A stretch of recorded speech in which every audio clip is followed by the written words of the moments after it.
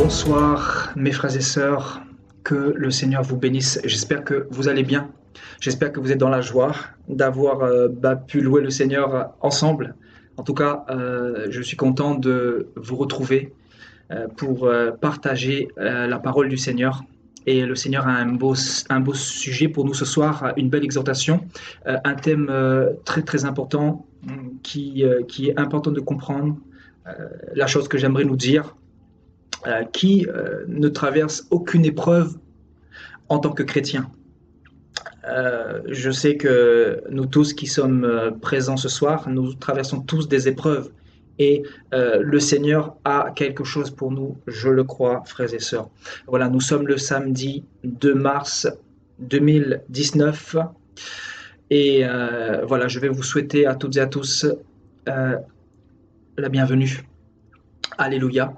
Donc le thème de ce soir, la patience au sein des épreuves. Et je veux vous exhorter à partager cette exhortation pour en faire bénéficier tous nos frères et sœurs. Alléluia. Encore une fois, je suis content de vous retrouver dans la présence du Seigneur Jésus-Christ. Alléluia. Voilà, sans plus tarder, je vais vous inviter à prendre vos Bibles dans Jacques chapitre 1. Alléluia.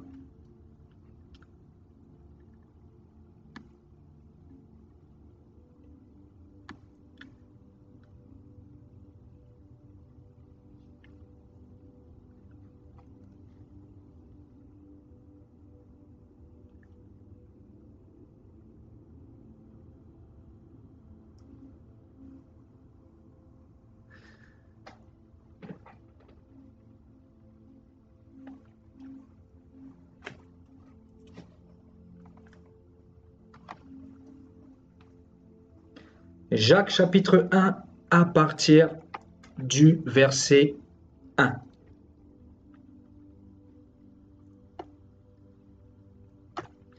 Jacques, serviteur de Dieu et du Seigneur Jésus-Christ, aux 12 tribus qui sont dans la dispersion, salut.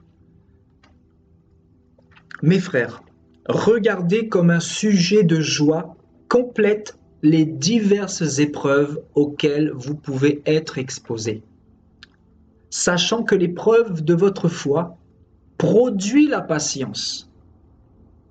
Mais il faut que la patience accomplisse parfaitement son œuvre, afin que vous soyez parfaits et accomplis sans faillir en rien.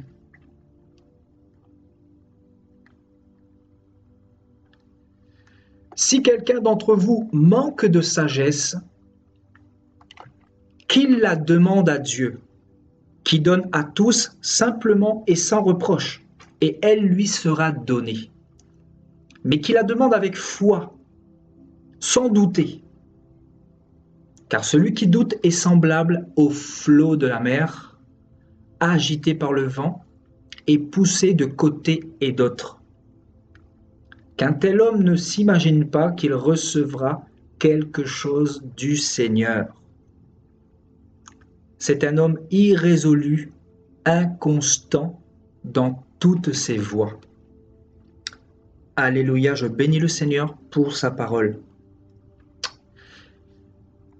Nous avons des choses très importantes à voir ce soir et c'est pour cela que je vous demande de rester très concentrés pour les amoureux de la parole de Dieu parce que le Seigneur va nous enseigner un certain nombre de choses très importantes pour notre croissance spirituelle notamment.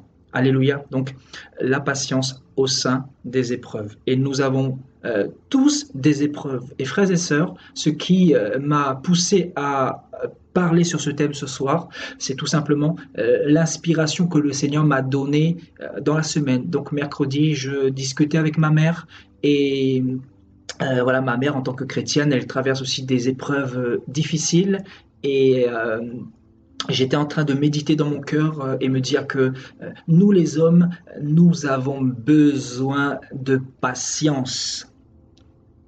Nous avons besoin de patience parce que dans la patience, il y a la sagesse de Dieu. Alléluia. Parce que je regarde chez les autres et je remarque ce manque de patience. Et quand je regarde chez moi, je vois également à de nombreuses reprises ce manque de patience. Et chez tous les chrétiens, en général, on retrouve ce manque de patience, c'est-à-dire nous voulons précipiter les choses, nous voulons accélérer les choses. Personne ne peut dire qu'il est parfait, qu'il est patient, qu'il est arrivé. Personne ne peut dire qu'il est arrivé, frères et sœurs. Vous comprenez? Parce que le Seigneur nous pousse à rechercher les fruits de l'esprit. Parce qu'il n'y a que le Seigneur qui est véritablement patient. Parce que lui, il est la patience incarnée. Parce que lui, il est hors du temps, il est parfait. Mais nous avons perdu cette patience. Vous savez pourquoi? Parce que quand nous avons chuté dans le jardin, nous avons été pris par le temps. Il y a quelque chose qu'on appelle le temps, chronos. Donc, nous sommes dans ce cas de figure du temps et nous voulons des fois brûler des étapes, accélérer des processus et qui pourraient nous être fatales, et notamment dans la marche chrétienne. Des fois, nous ne comprenons pas les épreuves et nous murmurons devant le Seigneur et nous lui disons Seigneur, pourquoi permets-tu certaines épreuves? Si tu nous aimes, mais pourquoi permets-tu cela?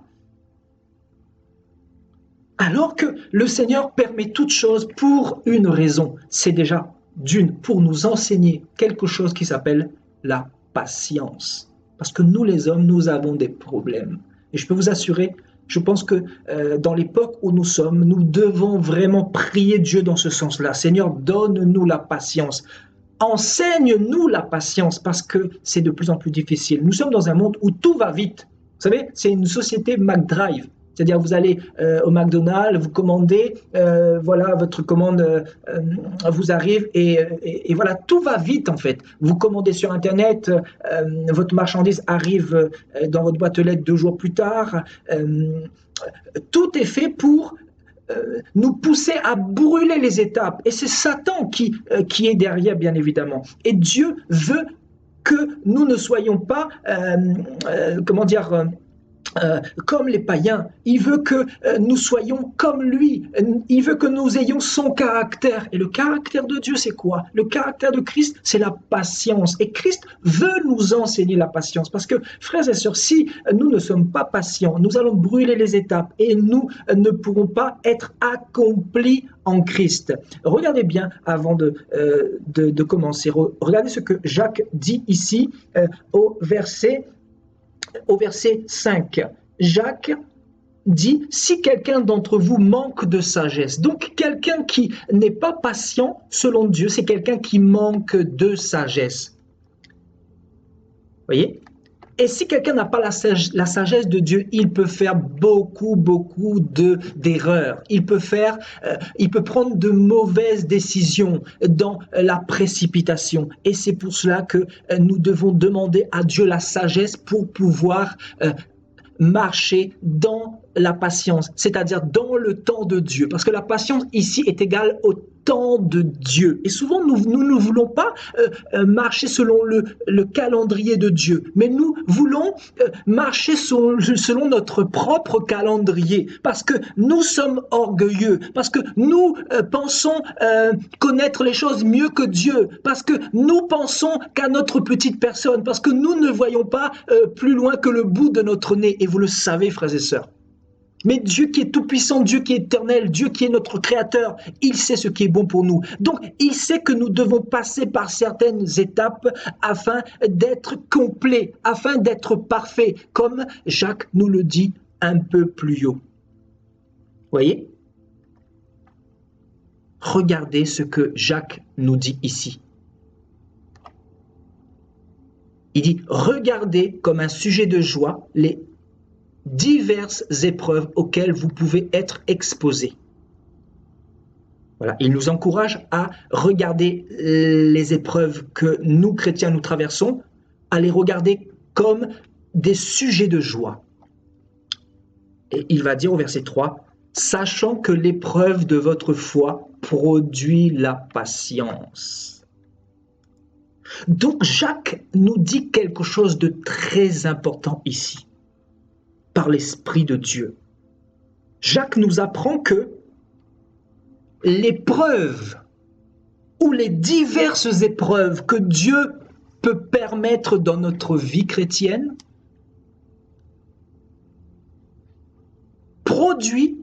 produisent la patience. Donc, vous ne pouvez pas apprendre la patience si vous n'êtes pas éprouvé. C'est très important de le comprendre. Parce que si vous comprenez ce thème, vous allez facilement accepter les épreuves. Parce que quelqu'un qui n'est pas éprouvé, c'est quelqu'un qui ne peut pas apprendre la patience. Et c'est ce que Jacques est en train de dire ici. Donc, si dans ta vie chrétienne, tu ne traverses pas un certain nombre d'épreuves, c'est que Dieu n'est pas avec toi. Parce que ici, Jacques nous parle des diverses épreuves que les chrétiens rencontrent, que les disciples de Jésus-Christ rencontrent tout au long de leur marche. Donc, un chrétien qui ne traverse pas d'épreuves, il a des questions à se poser. Parce que nous avons un Dieu d'épreuves. Nous avons un Dieu qui permet les épreuves. Vous savez pourquoi il permet les épreuves? Pour nous apprendre la patience. Et parce que nous sommes impatients. Parce que nous voulons brûler des étapes. Parce que quand nous commençons à nous convertir au Seigneur Jésus-Christ, nous voulons aller plus vite que la musique. Il y a des personnes que Dieu appelle et qui veulent brûler les étapes. Des personnes qui sont appelées en tant qu'apôtres, prophètes, évangélistes, pasteurs, diacres, ils veulent brûler les étapes. Et donc beaucoup font des erreurs et ne sont pas dans la chronologie de Dieu. Et c'est pour ça que nous devons apprendre pourquoi il est important et capital de marcher dans la patience de Dieu. Parce que Dieu est un Dieu de patience, frères et sœurs. Alléluia. Donc, sachant que l'épreuve de votre foi produit la patience. Donc, l'épreuve a pour but de produire en nous la patience. Et Jacques dit au verset 4, mais il faut que la patience accomplisse parfaitement son œuvre.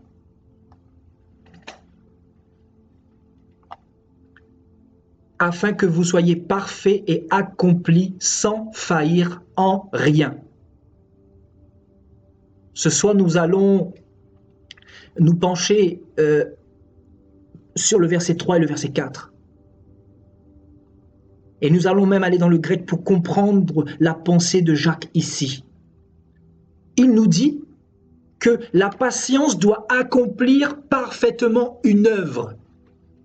Dieu a une œuvre à accomplir dans nos vies. Et pour que cette œuvre soit accomplie, pour que cette œuvre soit achevée, Dieu doit installer sa patience dans nos cœurs. Parce que si nous n'avons pas la patience de Christ, nous ne pourrons pas être accomplis parfaitement dans l'œuvre de Dieu. Parce que la conversion, c'est quoi? C'est tout simplement l'œuvre que Dieu a commencée dans notre vie. Et Dieu veut accomplir parfaitement son œuvre, c'est-à-dire notre conversion. Il veut nous emmener jusqu'au bout. Vous comprenez? Et c'est pour ça que Jacques dit ici, il faut que la patience, c'est-à-dire la patience de Christ, accomplisse parfaitement son œuvre, son processus. Parce que la vie chrétienne est un processus et nous ne devons pas brûler les étapes dans lesquelles nous devons passer pour notre bien. Et Jacques va rajouter, il va dire, afin que vous soyez parfaits et accomplis sans faillir de rien. Amen. Donc ici, nous allons nous plonger dans ce terme grec, donc hypomone. Alléluia. Donc ce terme patience veut dire également un certain nombre de choses. Nous allons voir un peu la signification de ce que veut dire ce terme patience, ce terme grec hypomone ici. Voyez, donc ce terme veut aussi dire constance, persévérance, endurance. Et plus bas, on nous dit, dans le Nouveau Testament, le trait caractéristique d'un homme qui ne dévie pas de son but délibéré et de sa loyauté à la foi et à la piété, malgré les plus grandes épreuves et souffrances. Waouh! Donc, un homme patient, constant dans son attente envers les choses du Seigneur, envers le salut, envers la récompense divine. Donc, une patience qui endure, qui est ferme et persévérante. Donc, ici, Jacques utilise ce terme hypomone en grec qui signifie également la constance. Et quelqu'un qui est constant, c'est quelqu'un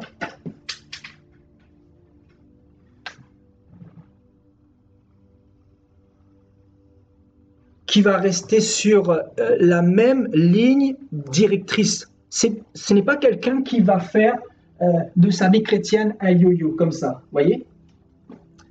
Donc, une vie chrétienne doit être constante selon Dieu. Elle ne doit pas régresser, mais elle doit évoluer. Un chrétien doit avancer, un chrétien doit progresser, un chrétien doit avoir de la croissance dans la connaissance, dans l'amour, dans la patience, dans toutes les choses que le Seigneur attend de nous, frères et sœurs. Alléluia. Donc la constance est très importante pour notre avancement avec le Seigneur. Également, ce terme veut dire persévérance, la persévérance. Persévérer dans tous les combats que nous pouvons rencontrer. Sans persévérance, il n'y a pas de victoire dans la vie chrétienne.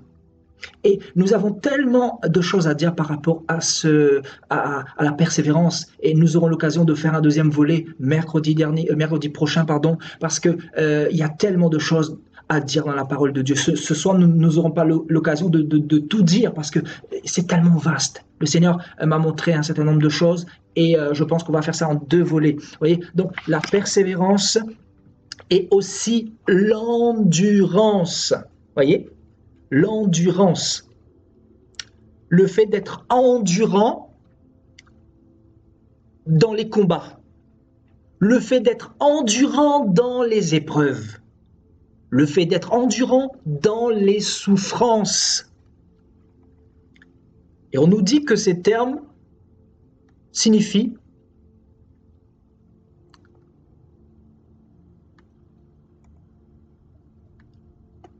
vous savez, des hommes qui ne dévient pas de leur but et de leur loyauté à la foi et la piété malgré les plus grandes épreuves. Vous comprenez? Donc, un homme qui ne dévie pas, c'est un homme qui est constant, un homme qui est endurant, un homme qui est exercé à la souffrance, qui est exercé dans les combats. C'est pour ça que la Bible dit que ce sont les violents qui s'emparent du royaume des cieux.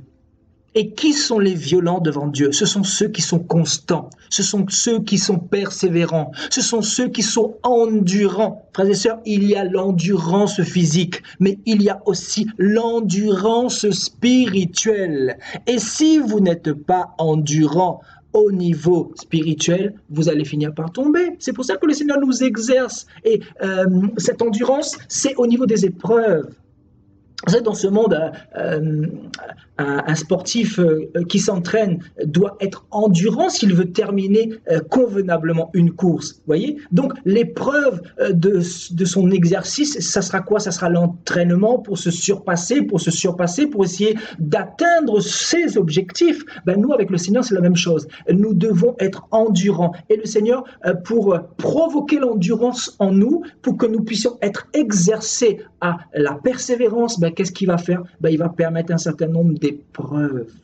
Il va permettre un certain nombre de souffrances pour que nous devenions patients. pour que nous apprenions la patience et pour que nous soyons exercés et endurants pour aller encore plus loin, pour aller encore plus loin. C'est pour ça qu'il ne faut pas négliger la souffrance. C'est pour ça qu'il ne faut pas négliger les épreuves. C'est vrai que des fois dans les épreuves, nous sommes tellement accablés et nous perdons courage des fois, mais c'est important de savoir que nous avons un Dieu d'épreuves, un Dieu qui permet les épreuves, mais non pas pour nous mettre à terre, mais pour nous emmener encore plus loin, parce que le Seigneur veut au final nous faire rentrer dans le royaume des cieux. Et il sait pertinemment que le diable va nous attaquer tout au long de notre marche chrétienne. C'est pour cela que nous devons accepter l'endurance que le Seigneur veut mettre en nous tous les jours. Parce que la vie chrétienne, c'est quoi? C'est une guerre. C'est une guerre non pas contre les hommes, mais c'est une guerre contre les démons,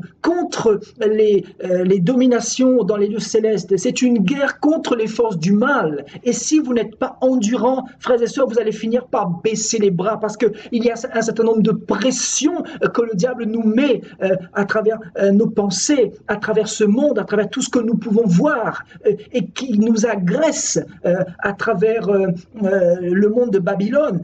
Et frères et sœurs, si nous n'avons pas assez d'endurance, nous baissons les bras et nous retournons en arrière et nous redevenons pire qu'avant. Et donc nous rétrogradons. Et c'est pas ce que le Seigneur veut, frères et sœurs. C'est pour cela que la souffrance que le Seigneur permet est une bonne souffrance, est une souffrance nécessaire, est une souffrance que nous devons accepter. Beaucoup ne comprennent pas pourquoi le Seigneur permet la souffrance. C'est normal, parce qu'il veut nous apprendre la patience.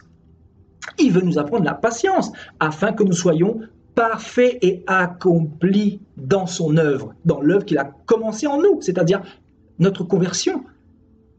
Parce que accepter Jésus, c'est bien beau, mais il y a la suite. Et la suite, c'est pas facile. C'est pas facile. Vous comprenez?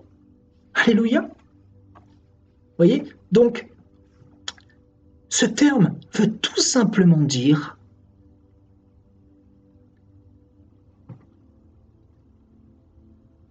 que malgré les plus grandes épreuves et les plus grandes souffrances que nous pouvons traverser, nous gardons la foi quoi qu'il arrive.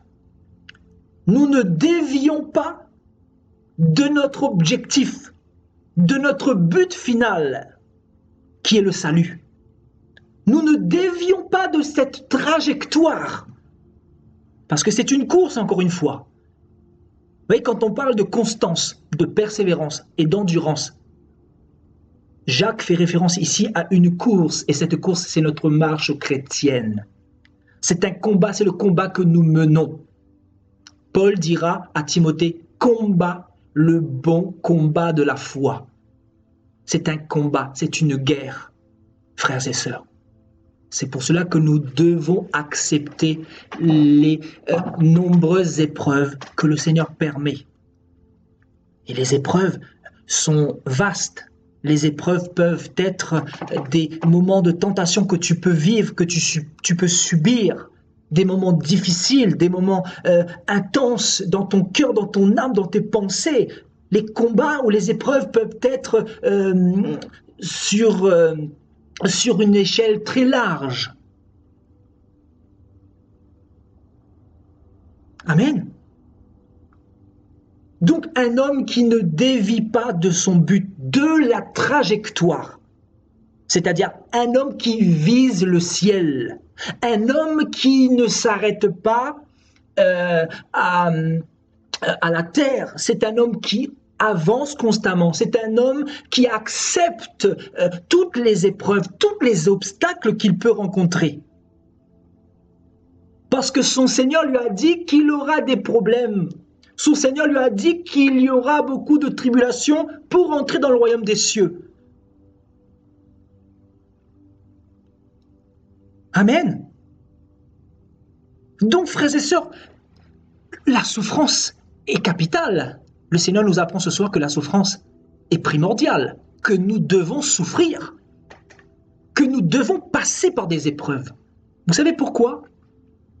Parce que la souffrance, l'épreuve, la tribulation et tous les adjectifs qualificatifs que vous pouvez donner par rapport au fait de souffrir, nous permettra d'être plus endurant, d'être plus persévérant, d'être plus constant. Alléluia. Et donc, un homme patient, constant dans son attente. Voyez? C'est un homme qui vise un trésor qui est sacré dans son cœur. C'est le royaume des cieux. Vous voyez, une patience qui endure. Vous savez, cette patience est capable d'endurer beaucoup de choses. Cette patience est capable d'endurer la mort. Le Seigneur disait, celui qui veut sauver sa vie la perdra. Celui qui la perdra à cause de moi la retrouvera. C'est pas la mort qui doit nous arrêter. La patience que le Seigneur veut mettre dans notre cœur, c'est pour que nous soyons sages par rapport à tous les nombreux combats que l'adversaire peut mettre dans notre vie. Et qui peut nous freiner, et qui peut nous empêcher d'aller encore plus loin, et qui peut nous faire perdre la foi, frères et sœurs. Donc la patience a pour but de nous faire progresser, de nous faire aller encore plus loin, de nous faire évoluer, de nous faire avancer par rapport au salut, vers le royaume des cieux. Donc, vous voyez, c'est important d'accepter que Dieu nous donne un cœur patient. Vous savez, un cœur qui est ferme. La fermeté, la fermeté. Il y a tellement de chrétiens qui abandonnent, tellement de chrétiens qui abandonnent en cours de route parce que c'est dur, parce que c'est difficile. Beaucoup de chrétiens baissent les bras.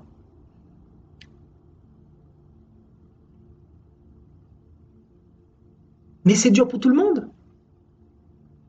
Et nous devons passer par là. Moi, je ne connais aucun chrétien dans la Bible qui n'est pas passé par là. Job est passé par là. David est passé par là. Jésus-Christ, notre Seigneur, est passé par là. Paul est passé par là. Paul dira, tous m'ont abandonné.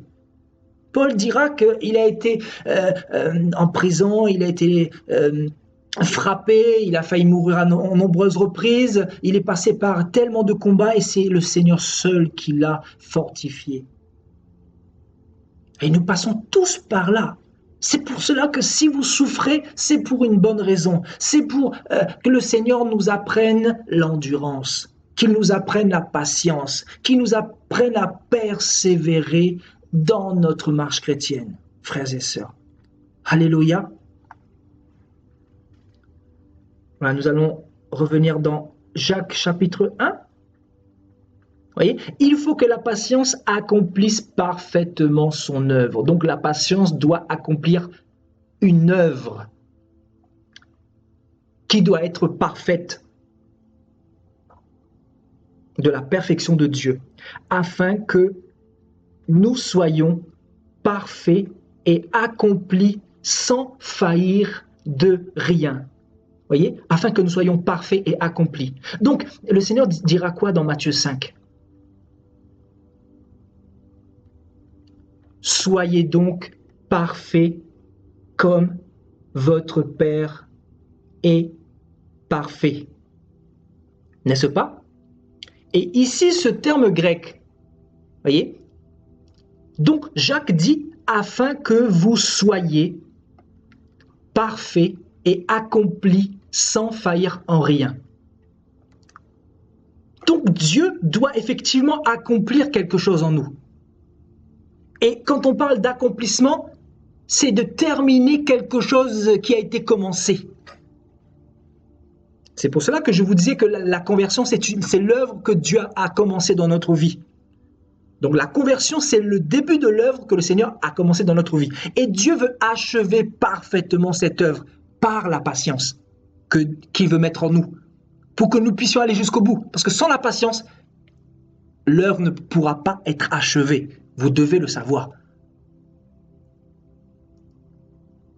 Et le but, l'objectif, c'est que nous soyons parfaits et accomplis sans faillir en rien. Voyez? Et le Seigneur dira, soyez donc parfaits comme votre Père céleste est parfait. Et ce terme grec ici, parfait, veut tout simplement dire à qui rien ne manque pour être complet. Voyez? Ce terme grec veut dire à qui rien ne manque pour être complet. Donc, quelqu'un qui suit le Seigneur doit être complet, doit manquer de rien pour, bien évidemment, pour le salut, pour, dans notre cas de figure, l'enlèvement de l'Église. Parce que le Seigneur, comme vous le savez, reviendra chercher une Église parfaite, une Église sans tache, ni ride et irréprochable. Donc, nous ne devons manquer de rien. C'est pour cela que le Seigneur nous demande d'être parfait et accompli. Et c'est la patience qui doit justement nous emmener dans cet accomplissement-là. Vous voyez? La patience. Afin que nous soyons complets. Quelqu'un qui est complet, c'est quelqu'un qui ne manque de rien. C'est quelqu'un qui a tous les aspects de Christ. C'est quelqu'un qui a l'amour dans son cœur, c'est quelqu'un qui a la paix dans son cœur de Christ, c'est quelqu'un qui a la charité, qui a la patience dans son cœur, c'est quelqu'un qui marche dans la longanimité, c'est quelqu'un qui est endurant, c'est quelqu'un qui va accepter les épreuves, c'est quelqu'un qui va marcher dans la douceur, dans la piété, dans le respect, c'est quelqu'un qui va être un modèle comme Christ lui-même l'a été il y a 2000 ans. Alléluia. Donc, afin que nous soyons parfaits et accomplis. Donc, Christ veut accomplir une œuvre en nous. Christ veut accomplir cette conversion qu'il a commencée dans notre vie. Parce que nous ne sommes pas réellement convertis. La réelle conversion, c'est tous les jours. Et nous aurons l'occasion de faire un thème là-dessus prochainement. La conversion, selon Dieu, c'est quoi? C'est le fait de se remettre en question tous les jours. C'est le fait de nous examiner. C'est le fait de nous parfaire. C'est le fait de chercher à nous approcher de Christ. C'est le fait de rejeter le mal. C'est ça la conversion. Et la conversion se fait tous les jours. L'œuvre de Christ se fait tous les jours dans notre vie. Tous les jours. Et la patience est un pilier fondamental afin que l'œuvre de Christ soit parfaite et accomplie. Et Jacques ira même plus loin et il dira sans faillir de rien. Voyez? Et donc, ce terme grec faillir veut tout simplement dire manquer. Voyez? Manquer. Donc, sans manquer de rien. Vous voyez, d'un côté, le Seigneur nous dit que nous devons être complets. Nous ne devons manquer de rien pour être complets, c'est-à-dire pour l'avènement du Fils de l'homme, pour l'enlèvement de l'Église, pour le salut. Et Jacques nous dira un peu plus loin, sans faillir en rien, c'est-à-dire ce terme grec veut dire manquer, vous voyez, sans manquer de rien. Vous voyez? Et cela m'a fait penser à ce verset-là, vous voyez, sans manquer de rien. Donc le Seigneur dira quoi ici? Regardez ce que le Seigneur dira à l'homme riche. Donc il dira, tu connais les commandements, tu ne commettras point d'adultère, tu ne tueras point, tu ne déroberas point, tu ne diras point de faux témoignages, honore ton père et ta mère. Et j'ai, dit-il, observé toutes ces choses dès ma jeunesse. Jésus, ayant entendu cela, lui dit, voyez, et le Seigneur va utiliser ce terme grec ici, il te manque encore une chose. Vous voyez, c'est ce même terme grec utilisé ici, voyez, sans faillir de rien, sans manquer de rien. Ça a été traduit sans faillir, mais le vrai terme, c'est sans manquer en rien. Voyez? Et le Seigneur dira ici à l'homme riche, il te manque encore quelque chose. C'est-à-dire, le riche manquait encore de quelque chose pour être complet et parfait. Vous comprenez? Il lui manquait quelque chose. Et le Seigneur dira, vends tout ce que tu as, distribue-le aux pauvres et tu auras un trésor dans les cieux. Puis viens et suis-moi. Vous voyez? Donc, le riche était encore trop attaché à son argent. Donc, il lui manquait certainement plus d'amour envers les pauvres. Il lui manquait plus de compassion envers les pauvres. Il était encore trop amoureux du matérialisme. Et le Seigneur va lui dire, il te manque encore quelque chose. Vous voyez? Vends tout ce que tu as et distribue-le aux pauvres. Voilà, donc une petite parenthèse par rapport à ce terme grec que voici dans Jacques chapitre 1 au verset 4. Amen. Alléluia. Donc, je voulais un petit peu développer pour vous faire comprendre que l'épreuve est importante. Vous voyez? Regardez comme un sujet de joie. Complète les diverses épreuves auxquelles vous pouvez être exposé. Vous connaissez un chrétien, vous, en 2019, qui aime les épreuves, qui aime souffrir, et pourtant le Saint-Esprit nous dit de regarder comme un sujet de joie les épreuves auxquelles nous pouvons être exposés, les souffrances que nous pouvons subir. Et ce n'est pas facile, frères et sœurs. Ce n'est pas facile. Mais Dieu nous demande d'être dans la joie dans toutes les épreuves que nous pouvons traverser. Parce que les épreuves qu'il permet, Jacques 10, sachant que l'épreuve de votre foi produit la patience. Voyez? Donc, vous ne pourrez pas apprendre la patience si vous n'êtes pas éprouvé. Un chrétien qui n'est pas éprouvé ne peut pas apprendre la patience, c'est impossible. Donc, vous avez beau dire au Seigneur, Seigneur, enseigne-nous la patience, donne-nous la sagesse. C'est bien, c'est déjà un premier pas. Mais vous ne devez pas vous arrêter à là. Quand les épreuves vont s'abattre sur vous, quand le Seigneur va permettre un certain nombre de situations pour voir l'état de ton cœur, comment vas-tu te comporter? Est-ce que tu vas accepter ou est-ce que tu vas te plaindre sans cesse? Ou est-ce que tu vas être dans la joie complète, comme le dit Jacques ici? Comment vas-tu te comporter? Sache qu'à partir d'aujourd'hui, si tu es éprouvé, si tu souffres, peu importe ta souffrance, peu importe le combat que tu traverses, c'est tout simplement parce que le Seigneur veut accomplir quelque chose en toi. Le Seigneur veut te rendre parfait. Le Seigneur veut te préparer. Le Seigneur veut te rendre constant, endurant et persévérant. Le Seigneur veut t'enseigner la patience, tout simplement. Parce que c'est les épreuves qui accomplissent la patience dans ta vie. Donc si tu n'es pas éprouvé, il ne peut pas y avoir de patience, parce qu'on ne peut que patienter quand on est éprouvé. Quand on est éprouvé.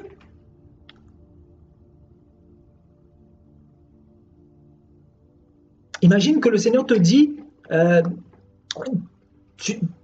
pour être préparé psychologiquement, psychiquement, tu dois attendre 30 ans pour te marier. Et toi, tu dis au Seigneur, non Seigneur, je suis prêt. J'ai 25 ans, je suis prêt. Le Seigneur te dit, non, tu n'es pas prêt. Il faut que tu attendes 30 ans, parce que j'ai une étape à laquelle je veux te faire passer. Mais toi, en tant qu'orgueilleux, homme orgueilleux ou femme orgueilleuse, tu dis au Seigneur, non, je veux me marier à 25 ans. Donc tu brûles l'étape fondamentale pour rentrer dans ta destinée. Et ça peut te faire perdre même ton avenir. Ça peut te faire des erreurs. Ça peut te faire mettre avec la mauvaise personne. Parce que tu vas vouloir précipiter. Parce que tu vas t'impatienter. Et dans ce monde, tout est fait, tout est mis en œuvre pour que nous nous impatientons. Aujourd'hui, c'est un temps, c'est une saison où tout doit aller vite.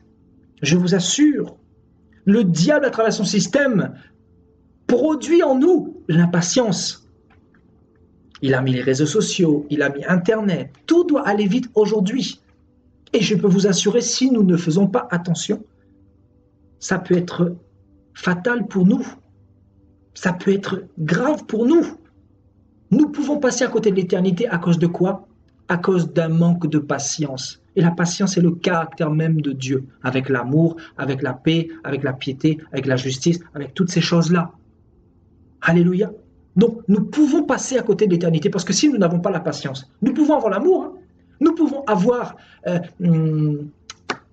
la paix. Mais si nous n'avons pas la patience, nous sommes incomplets, nous sommes imparfaits selon Dieu. Et Dieu veut que nous soyons parfaits et complets, que nous ne manquons de rien, c'est-à-dire en vue de l'enlèvement de l'Église, en vue de son retour imminent, parce que le Seigneur est en train de revenir comme vous le savez. Alléluia. Donc c'est pour cela que la patience est très importante dans la vie d'un chrétien. Alléluia. Et la parole nous dit quoi dans 2 Thessaloniciens, chapitre 3,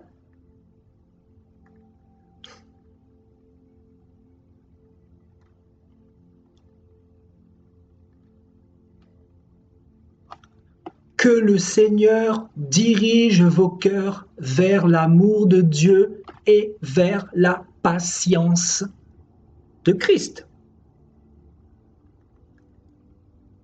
Donc, il ne s'agit pas de la patience des hommes de ce monde, mais il s'agit de la patience parfaite, la patience de notre Dieu qui s'est incarné en chair pour venir nous sauver, qui nous a montré tout simplement l'exemple. Vous voyez? Ici, Paul va nous parler de la patience de Christ. Parce que c'est notre modèle par excellence. Vous voyez? Nous devons être comme Jésus-Christ. Et c'est Christ qui nous enseigne la patience. À travers quoi? À travers les épreuves. Donc les épreuves produisent la patience. Vous devez le noter quelque part pour ne pas oublier. Quand vous aurez des épreuves, vous saurez que c'est Christ qui permet cela. Et vous devez regarder vos épreuves avec beaucoup de joie, avec beaucoup de bonheur. Parce que Christ est en train de faire un travail dans votre vie et il est en train de vous emmener dans votre destinée. Vous comprenez? Frères et sœurs, souvent nous rechignons devant le Seigneur. Nous disons Seigneur, mais c'est trop, c'est trop. Mais pourquoi autant de souffrance? Mais mon frère, ma sœur, tu vas continuer à souffrir. Je ne veux pas te mentir. Je ne veux pas te dire, comme les faux prophètes pourraient te dire, voilà, tu seras riche, tu seras milliardaire, tu vas te marier, tu vas avoir des enfants, tout ça, ce n'est pas le message, ce n'est pas ça l'évangile. L'évangile, c'est tu vas souffrir parce que tu dois passer par les épreuves pour être patient. Parce que si tu n'as pas d'épreuves, tu ne pourras pas apprendre la patience. Et ici, il s'agit encore une fois de la patience de Christ. Pourquoi la patience de Christ? Parce que la patience est un fruit de l'esprit, comme vous le savez. Vous savez, dans Galates chapitre 5, regardez. Vous voyez, Galates chapitre 5 nous dit, mais le fruit de l'esprit, donc le fruit de Dieu même, le caractère de Dieu. Dieu est fait d'amour, de joie, de paix, de patience. Patience. Et la patience, la bonté, la bénignité, la fidélité, la douceur, la tempérance, etc. Vous voyez donc la patience. La patience, c'est le caractère, c'est un des aspects du caractère de Jésus, notre Dieu, notre Seigneur, notre modèle parfait. C'est pour cela que Paul nous parle de la patience de Christ. Alléluia. Pourquoi la patience de Christ? Regardez dans Genèse. Vous savez, comme vous le savez, Jésus-Christ est Yahweh. Il est l'Éternel des armées. Il s'est incarné. Alléluia. Et pourquoi Paul va nous parler de la patience de Christ? Parce que dans Genèse, on ne va pas tout lire, hein, d'accord? Je vais juste vous emmener dans la pensée que le Seigneur m'a donnée. Vous voyez, dans Genèse 1, le commencement de la Bible, vous voyez le processus que le Seigneur a utilisé en 7 jours pour emmener une œuvre à la perfection. Et l'œuvre que Dieu a produite dans notre vie doit être aussi achevée. Vous savez, Dieu n'a pas été impatient. mais au contraire, il a usé de patience, c'est-à-dire il a utilisé 7 jours exactement. 6 jours pour créer le ciel, la terre, les fruits, les animaux et l'homme. Alléluia. Donc la patience de Christ, nous la retrouvons à travers sa création. Le premier jour, le Seigneur va créer les cieux et la terre. Le deuxième jour, l'étendue, etc. Le troisième jour, les fruits et l'herbe, donc les herbes, etc., pour l'homme et les animaux. Le quatrième jour, il va créer les luminaires. Alléluia. Donc, il va créer les luminaires, c'est-à-dire le soleil, la lune. Le cinquième jour, il va créer les animaux. Le sixième jour, il va créer l'homme. Et le septième jour, il va se reposer. Donc, le Seigneur aurait pu, en un claquement de doigts, tout créer. Mais pourquoi il ne l'a pas fait? Vous savez pourquoi? C'est pour nous enseigner la patience. Et je vais vous dire, je vais vous ouvrir un peu l'esprit dans quelques instants. Vous savez, pourquoi le Seigneur va créer l'homme le sixième jour et non pas le premier jour? Vous savez pourquoi? Je vais vous poser une autre question. Pourquoi le Seigneur va créer l'homme? Pourquoi le Seigneur va créer la terre avant l'homme? C'est logique. Pourquoi le Seigneur va créer le ciel et la terre avant l'homme? Parce que si l'homme avait été créé avant le ciel et la terre, l'homme aurait marché sur quoi? Vous comprenez?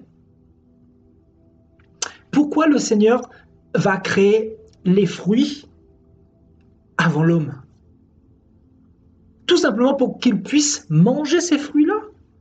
Pourquoi le Seigneur va créer les animaux avant l'homme? Tout simplement pour que l'homme puisse avoir tout à portée de main. Vous comprenez? Pourquoi le Seigneur va créer les herbes, la nature, les forêts avant l'homme? C'est pour que l'homme puisse travailler toutes ces choses-là. Vous comprenez?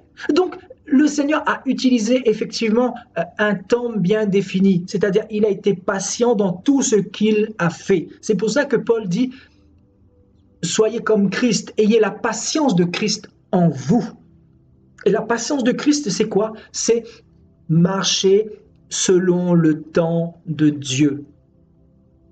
Marcher selon le processus de Dieu, parce que Dieu veut nous conduire quelque part. Dieu veut travailler tous les aspects de notre cœur, de notre vie, pour nous emmener petit à petit dans le salut. Et ce processus, c'est quoi? Ce processus, c'est enlever un certain nombre de saletés, un certain nombre de péchés, un certain nombre de moisissures, un certain nombre d'iniquités qui n'est pas pour la gloire de Dieu, que Satan nous a légué. Le Seigneur veut nous nettoyer. Et si nous voulons précipiter, le problème, c'est que nous allons faire l'œuvre de Dieu avec les saletés, avec un cœur encore noir, avec un cœur encore sale. Et c'est pas ce que le Seigneur veut, parce que le Seigneur sait pertinemment que nous allons nous planter. Vous savez pourquoi beaucoup d'hommes de Dieu se plantent? Vous savez pourquoi beaucoup d'hommes de Dieu passent à côté de l'appel, à côté du ministère? Vous savez pourquoi? Parce qu'il y a l'impatience, il n'y a pas le temps de Dieu. Les hommes veulent aller plus vite que la musique, ce qui fait que les hommes commencent ou les hommes finissent par voler le peuple de Dieu, les hommes finissent par tourner leur cœur vers la cupidité, c'est-à-dire vers l'argent, les hommes finissent par marcher par la chair parce qu'ils n'ont pas été circoncis au niveau de leur cœur, ils n'ont pas été suffisamment travaillés dans ce processus que le Seigneur voulait les faire passer. Et le processus du Seigneur, c'est quoi? C'est la patience. Vous comprenez? La patience. Et c'est pas facile, la patience, parce que nous voulons tout de suite. Nous voulons tout de suite. Le Seigneur, non, nous ne voulons pas faire comme toi. Israël ne voulait pas marcher dans le temps du Seigneur. Israël voulait avoir tout de suite, n'est-ce pas? Israël voulait quoi? Israël voulait de la viande, Israël voulait de l'eau, Israël voulait des mets succulents, il voulait ça tout de suite. Et donc, ils ont murmuré contre Dieu, ils ont provoqué la colère de Dieu et ils ont fini par être disqualifiés par Dieu. Vous savez pourquoi? Parce qu'ils ont rejeté l'aspect de Dieu, tout simplement, un des aspects de Dieu qui est la patience. Et le Seigneur voulait enseigner la patience à Israël. Frères et sœurs, le Saint-Esprit est en train de nous parler ce soir. Dieu voulait enseigner la patience à son peuple d'Israël. Parce que Israël était en Égypte, il ne connaissait rien à la patience. Vous voyez? Parce qu'il n'avait pas encore goûter à ce fruit-là. Et Dieu voulait faire goûter à Israël ce fruit qui est la patience. Vous savez pourquoi? Pour les emmener dans la terre promise. Pour les emmener dans ses plans. Parce que le Seigneur avait des plans parfaits pour Israël. Et Israël, nous le verrons plus tard dans la loi, dans l'Ancien Testament, Israël n'avait pas l'amour, Israël n'avait pas la patience, Israël n'avait pas la paix parce que ils étaient persécutés de toutes parts, parce que le Seigneur a permis cela. Donc en fait, ils ont négligé les aspects de ce que Dieu est. Voyez? C'est pour cela qu'ils n'ont pas pu rentrer dans leur destinée. Et un des aspects, un des éléments qu'Israël a négligé, frères et sœurs, c'est la patience. Et sans la patience, nous ne pouvons pas, c'est impossible. C'est pour ça qu'Israël a vécu beaucoup d'épreuves. Vous savez pourquoi Israël a souffert? Pourquoi Israël était dans la chaleur ardente du désert? Pourquoi Israël, des fois, manquait de nourriture? Parce que le Seigneur permettait cela. Parce qu'il savait pertinemment qu'il fallait qu'Israël passe par là pour qu'Israël soit brisé, pour que l'orgueil d'Israël soit brisé, pour que le cœur d'Israël fléchisse devant le roi des rois, pour que Israël devienne humble. Parce qu'Israël était tellement orgueilleuse, cette nation. Cette nation était tellement orgueilleuse. Et le Seigneur voulait nettoyer Israël. Le Seigneur voulait laver Israël. Le Seigneur voulait perfectionner Israël. Le Seigneur voulait enseigner à Israël la patience. Et malheureusement, ils ont rejeté tous les grands aspects de ce grand Dieu, frères et sœurs. Et nous ne devons pas faire les mêmes erreurs. Nous ne devons pas faire comme Israël. Parce que sinon, nous allons aussi rater notre vocation céleste. Nous devons accepter les épreuves. Dans 1 Corinthiens 10, Paul dira, nous ne devons pas prendre exemple sur Israël, que ces choses-là sont arrivées afin de nous servir d'exemple. De nous servir d'exemple afin que nous n'ayons pas des cœurs mauvais comme eux, comme ils en ont eu. Ils ont eu des cœurs effectivement mauvais. Et ils ont rejeté le Seigneur. Quelqu'un qui rejette le Seigneur, c'est quelqu'un qui ne veut pas être patient. Vous voyez? Donc je crois que le Seigneur nous parle ce soir, la patience. Voilà un enseignement qui doit nous interpeller, frères et sœurs. Alléluia. Donc, le Seigneur a utilisé sa propre patience pour faire toutes choses dans une parfaite harmonie. Donc la patience est égale l'harmonie que Dieu veut nous enseigner. Notre Dieu est un Dieu d'harmonie, est un Dieu de perfection. C'est pour ça qu'il veut que nous soyons accomplis. Vous comprenez? Nous ne servons pas n'importe quel Dieu, nous servons le Dieu qui est parfait. Donc il veut nous accomplir, il veut nous parfaire. Alléluia. Allons un peu plus loin, frères et sœurs. Nous allons partir dans 2 Corinthiens, chapitre 6. Qu'est-ce que Paul nous dit ici, à partir du verset 4?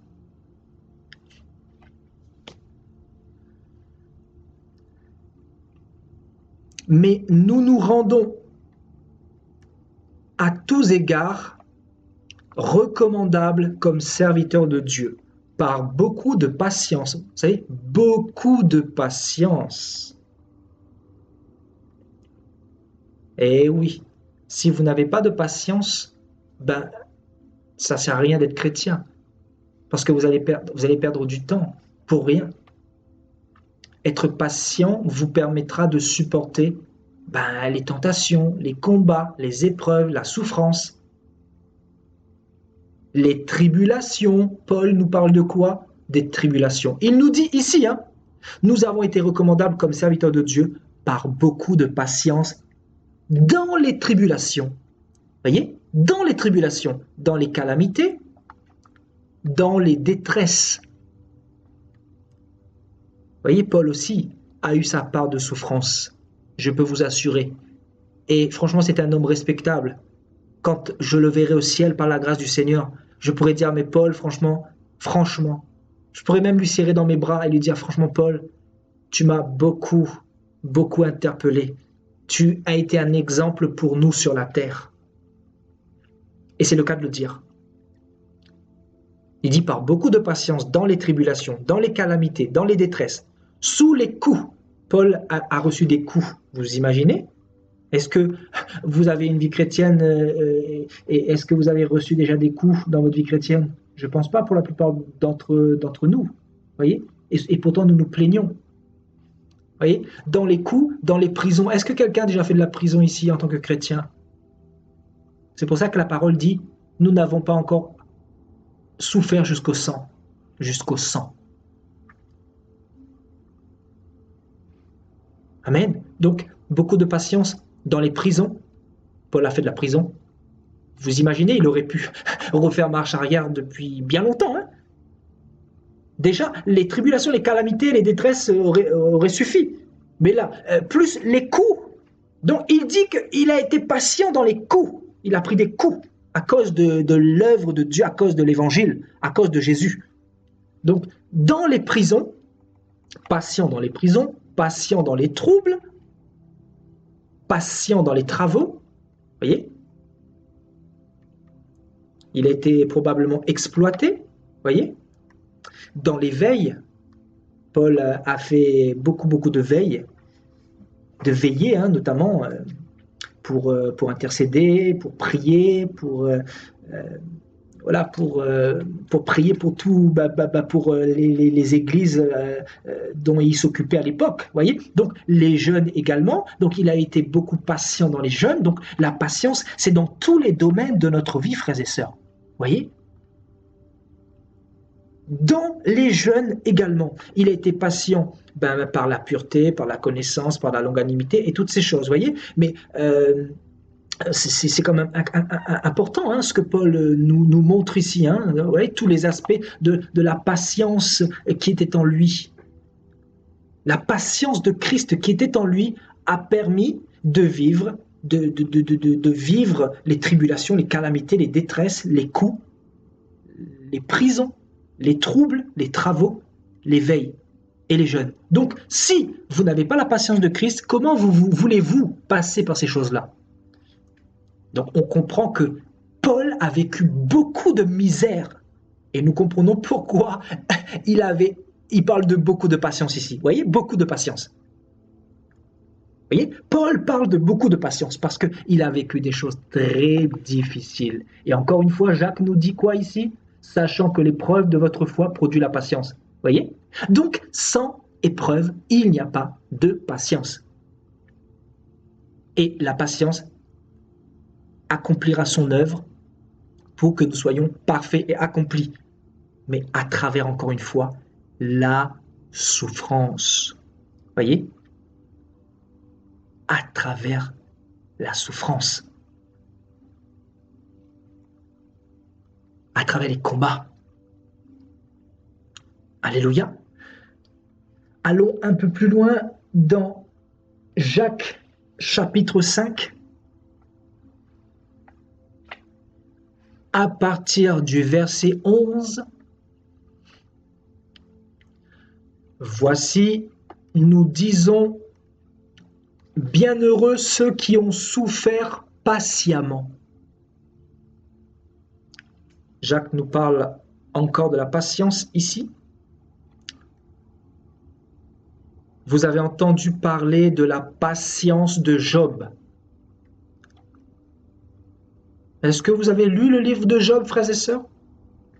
Vous qui êtes connectés ce soir, est-ce que vous avez lu la souffrance de Job? Avez-vous été interpellé de tous les combats qu'il a vécus? Et nous voyons clairement que c'est le Seigneur qui a permis ça. Personne ne peut dire que cela ne vient pas de Dieu, sa souffrance ne vient pas de Dieu, sa maladie ne vient pas de Dieu. Personne ne peut dire, c'est le Seigneur qui a permis qu'il perde ses troupeaux, sa famille, qu'il soit frappé dans son propre corps, qu'il soit souffrant à la limite de la mort. Et pourtant, Job a été patient. Vous savez pourquoi il était patient? Parce que ce fruit-là était en lui. C'était difficile pour lui, Mais s'il a tenu, c'était par la grâce de Dieu. Croyez-moi, c'était par la grâce de Dieu. Et c'était par la patience qu'il avait en lui. Si Job n'était pas patient, il aurait baissé les bras. Il aurait abandonné la marche chrétienne. Si Job n'avait pas été patient, il aurait fait naufrage par rapport à la foi, comme nous le dit Paul dans son épître à Timothée. Il aurait fait naufrage par rapport à la foi. Parce que c'était le but de Satan. Satan était venu devant Dieu. Satan disait au Seigneur, à l'Éternel, si tu frappes Job, si tu lui fais perdre ses richesses, si tu frappes son corps, ben, il va te renier, il va t'abandonner, il ne sera plus patient. Vous voyez? Donc Satan travaille pour nous faire perdre la patience. Et oui, frères et sœurs, c'est lui qui est derrière. C'est lui qui nous attaque. Vous savez pourquoi? Pour que nous devenions impatients. Impatients. Et dans l'impatience, il y a quoi? Ben, il y a le baissement des bras. On baisse les bras. On abandonne. Il y a l'abandon. Il y a le découragement. Et on rétrograde et on retourne en arrière. Mais Job n'est pas retourné en arrière. Et ici, on nous dit que Job a été patient, effectivement. Et vous avez vu la fin que le Seigneur lui accorda, car le Seigneur est plein de miséricorde et de compassion. Quelle est la fin que le Seigneur a accordée à Job, frères et sœurs? Vous qui avez lu la Bible, le Seigneur lui a restitué tout ce qu'il avait perdu, ses richesses, sa famille. Le Seigneur lui a donné encore plus d'abondance qu'auparavant. Le Seigneur voulait simplement nous enseigner la patience à travers la vie de Job. Vous savez, Job, s'il a souffert, c'est pour que lui-même puisse être enseigné à travers la patience, à travers la foi, pour qu'il puisse connaître Dieu également, comment Dieu fonctionne, mais Dieu a permis cela pour nous également, pour nous apprendre la patience, pour nous apprendre à patienter dans les épreuves. Alléluia. Et qu'est-ce que notre frère Paul nous dira dans 1 Timothée, chapitre 6, à partir du verset 11.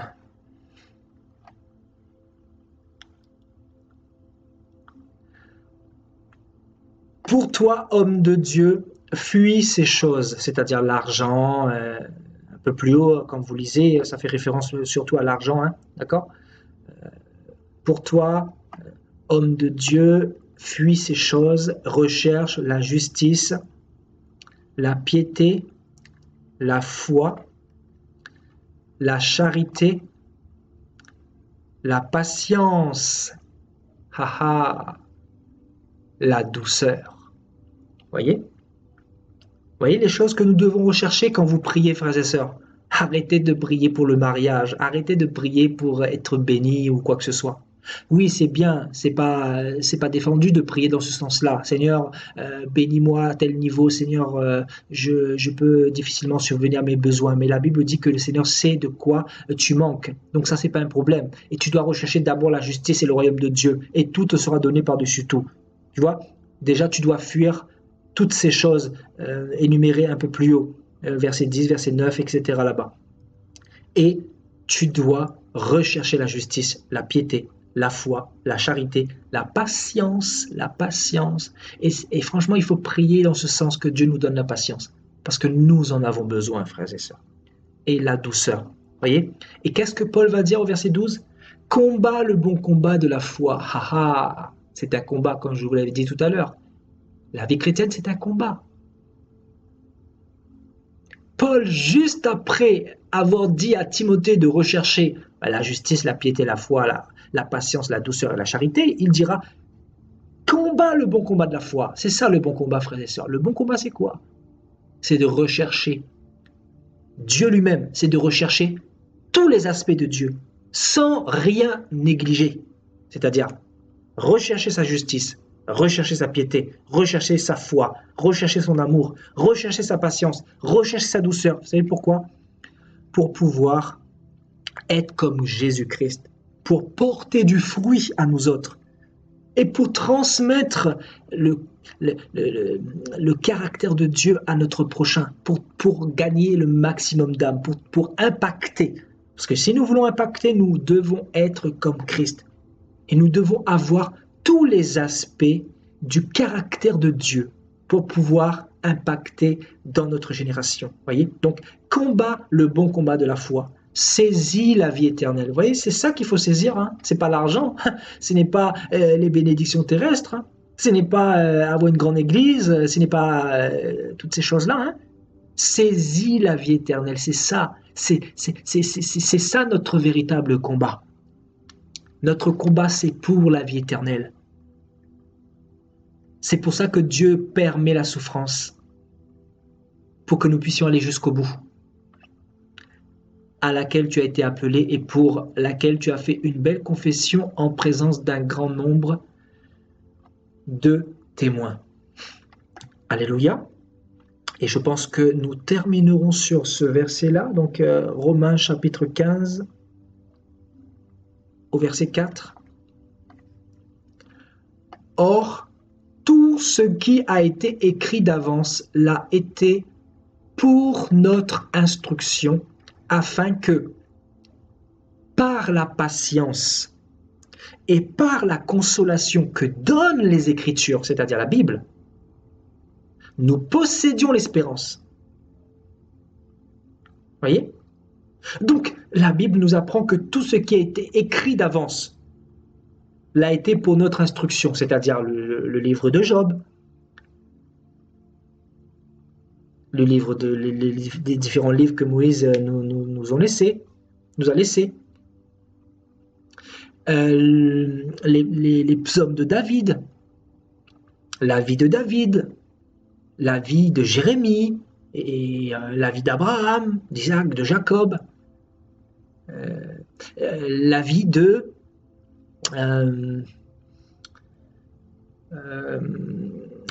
tous les prophètes, hein, de tous les serviteurs qui ont été avant nous, frères et sœurs. Je parlais d'Abel, j'avais pensé à Abel également, parce que c'est aussi un serviteur de Dieu.